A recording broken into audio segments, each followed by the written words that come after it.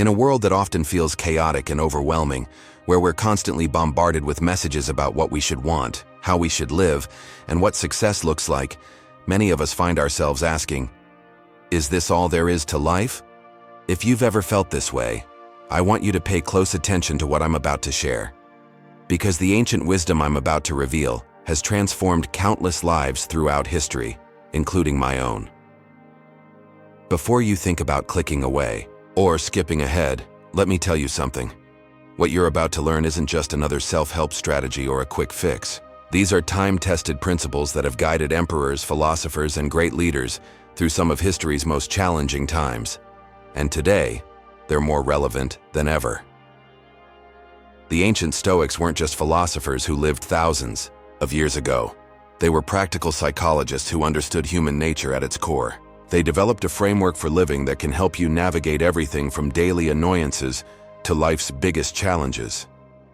As Marcus Aurelius, the great philosopher-emperor, wrote in his personal journals, "You have power over your mind, not outside events. Realize this and you will find strength." Think about it. How many times have you felt stressed about things you can't control? How often have you caught yourself chasing happiness in external things? A new car, a bigger house, more followers on social media, only to feel empty once you got them? The Stoics knew this trap well, and they developed practical solutions that still work today.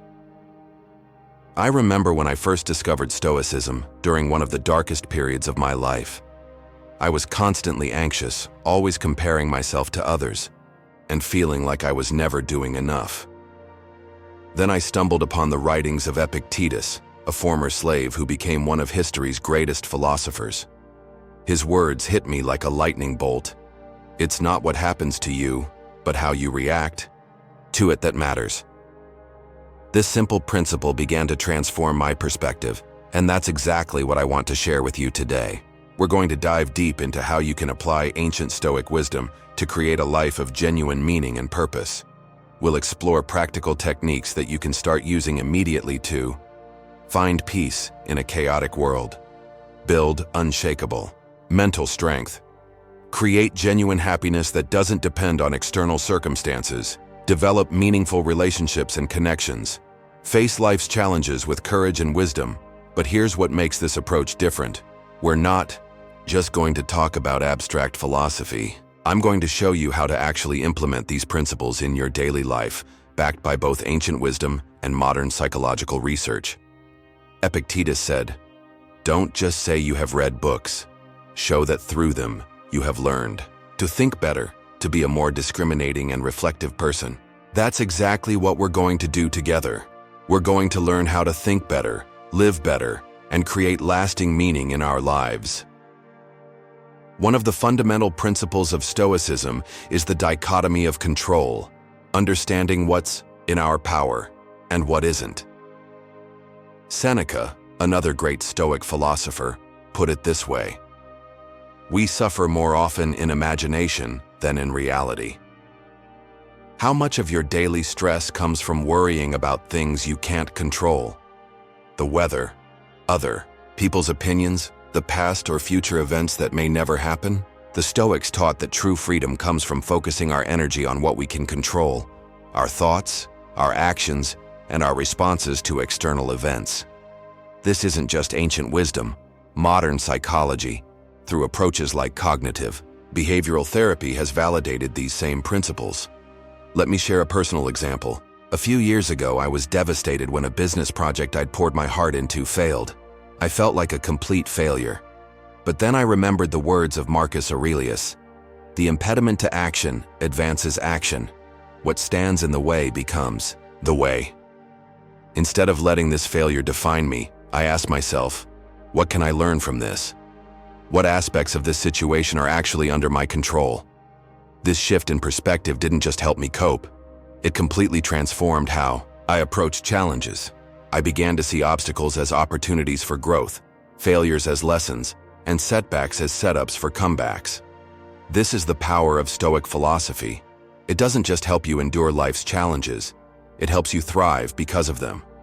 Now, you might be wondering, this sounds great in theory, but how do I actually apply these principles in my daily life? That's exactly what we're going to explore in depth.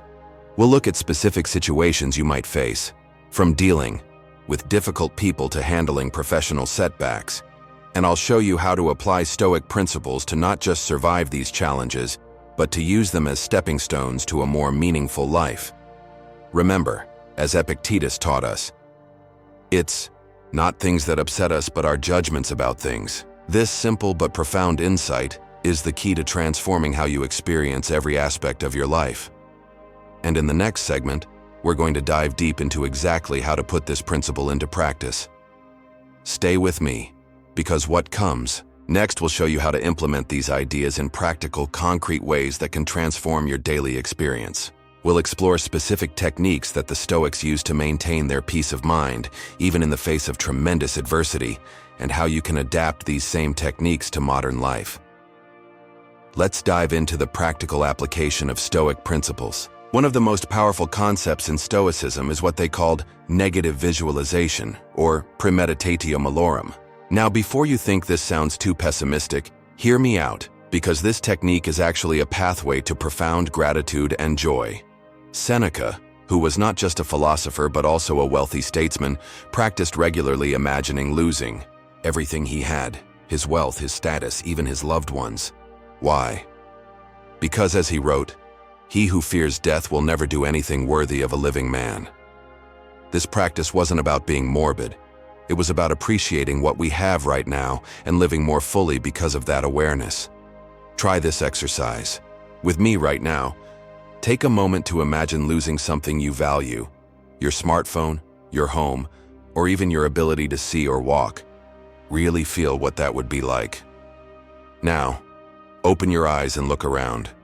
Everything you just imagined losing is still here. Do you feel that? That's not just relief. It's genuine gratitude. This is how the Stoics taught us to find joy, not by wanting more, but by learning to love what we already have. But the Stoics weren't just teaching us to be grateful. They were showing us how to build resilience. Marcus Aurelius wrote in his Meditations, "The art of living is more like wrestling than dancing. Life will throw challenges at us. That's inevitable. The question is, how do we prepare ourselves to meet these challenges?" This brings us to another crucial Stoic practice, the discipline of perception.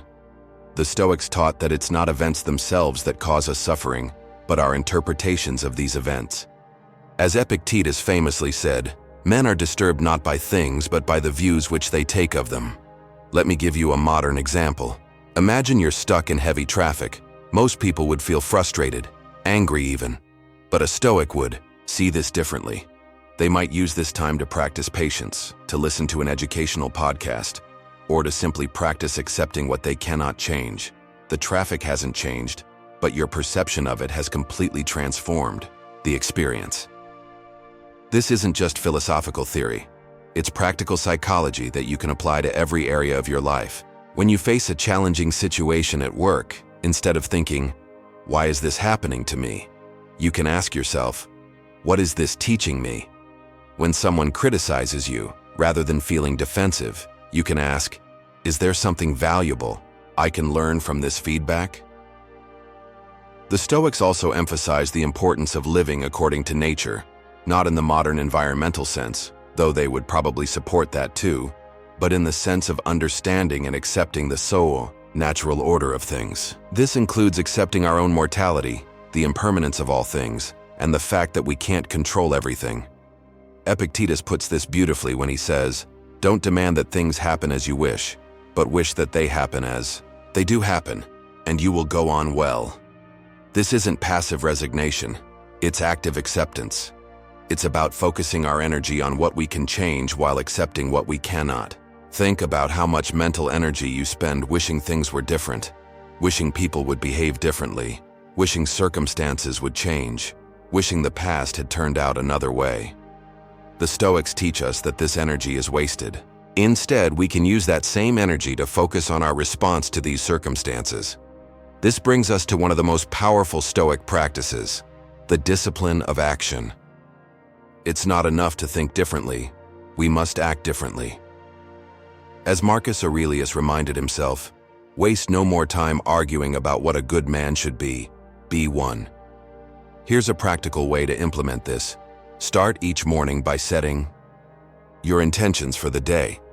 The Stoics practiced morning meditation, but not the kind you might be thinking of. They would review their upcoming day and prepare themselves mentally for any challenges they might face. They would remind themselves of their principles and how they wanted to show up in the world.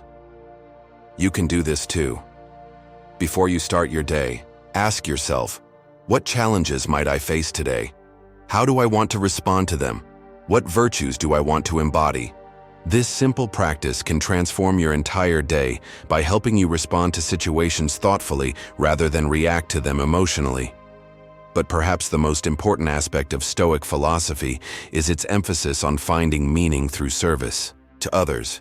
Heracles, another Stoic philosopher, suggested visualizing yourself at the center of a series of expanding circles, your family in the closest circle, then friends, then community, then all of humanity. The goal was to gradually pull these circles closer, treating everyone with the same care and consideration you show to your closest loved ones. Marcus Aurelius captured this sentiment perfectly when he wrote, "What benefits the hive benefits, the bee." By focusing on contributing to the greater good, we automatically create meaning in our own lives. This isn't just feel-good philosophy. It's backed by modern psychological research showing that meaningful contribution to others is one of the most reliable paths to personal happiness and fulfillment. So how do we bring all of these Stoic principles together to create a truly meaningful life? Let's look at a practical framework you can start using today. First, remember what Epictetus taught us. There are things which are within our power, and there are things which are beyond our power. Every morning, try this simple exercise. When you face a challenge or feel stressed, ask yourself, is this within my power to change? If it is, take action. If it's not, practice acceptance. This simple distinction can save you countless hours of worry and frustration. But the Stoics weren't just interested in avoiding negative emotions. They wanted to help us live virtuously and purposefully. Marcus Aurelius wrote, "When you arise, in the morning, think of what a precious privilege it is to be alive, to breathe, to think, to enjoy, to love." This isn't just beautiful poetry. It's a practical reminder to live with intention and gratitude. Here's a powerful daily practice inspired by Stoic philosophy. At the end of each day, ask yourself these 3 questions. What did I do well today? What could I have done better? What will I do differently tomorrow? This practice, known as the evening review, was essential to the Stoics' self-improvement philosophy. Seneca wrote, "When the light has been removed and my wife has fallen silent, aware of this habit that's now mine, I examine my entire day and go back over what I've done and said, hiding nothing from myself, passing nothing by." This kind of honest self-reflection is crucial for personal growth. But here's something crucial to understand. The goal isn't perfection. The Stoics understood that we're all human, all fallible. As Epictetus said, if you want to improve, be content to be thought foolish and stupid. This means being willing to make mistakes, to learn, to grow. It means accepting that the path to a meaningful life isn't always smooth or straight. Let's talk about fear, something that holds many of us back from living meaningfully. The Stoics had a unique approach to dealing with fear. Instead of trying to eliminate it, they suggested we examine it closely. Seneca advised, "We suffer more often in imagination than in reality." When you're afraid of something, ask yourself, what's the worst that could happen? Could I handle it? What would I do if it happened? Usually you'll find that you're stronger and more resilient than you think. Another crucial aspect of creating a meaningful life is understanding the role of adversity. The Stoics saw obstacles not as misfortunes, but as opportunities. As Marcus Aurelius said, "The impediment to action advances action. What stands in the way becomes the way." When you face challenges, instead of asking, "Why me?" ask, "What can this teach me? How can this make me stronger?" This brings us to perhaps the most important aspect of creating a meaningful life: our relationships with others. Heracles taught that we should treat all people as if they were our family members. This doesn't mean you have to like everyone, but it does mean treating everyone with basic respect and understanding. When someone frustrates you, remember what Marcus Aurelius said: "Every soul is deprived of truth against its will." People don't usually act badly because they want to. They act badly because they're confused, hurt, or ignorant. Let's get practical about implementing these principles in your daily life. Here's a simple framework you can start using today. Free. Morning. Preparation. Start each day by reminding yourself of what's truly important. Remember that you can't control external events, but you can control your responses. Mindful response. Throughout the day, when faced with challenges, pause and ask, what would the wisest version of myself do in this situation? Evening. Reflection. End each day with the 3 questions we discussed earlier, but add a 4th. How did I serve others today? Remember what Seneca said: life is long if you know how to use it. Creating a meaningful life isn't about achieving specific external goals. It's about living each day with purpose, wisdom, and virtue. As we wrap up, I want to leave you with one final thought from Marcus Aurelius. Very little is needed to make a happy life. It is all within yourself, in your way of thinking. The power to create a meaningful life has always been within you. The Stoic principles we've discussed today are simply tools to help you access that power. Start small. Choose one principle we've discussed today and practice it for a week. Maybe it's the dichotomy of control, or negative visualization, or the evening review. See how it affects your life, then add another practice. Remember, as Epictetus said, no great thing is created suddenly. Creating a meaningful life is a journey, not a destination.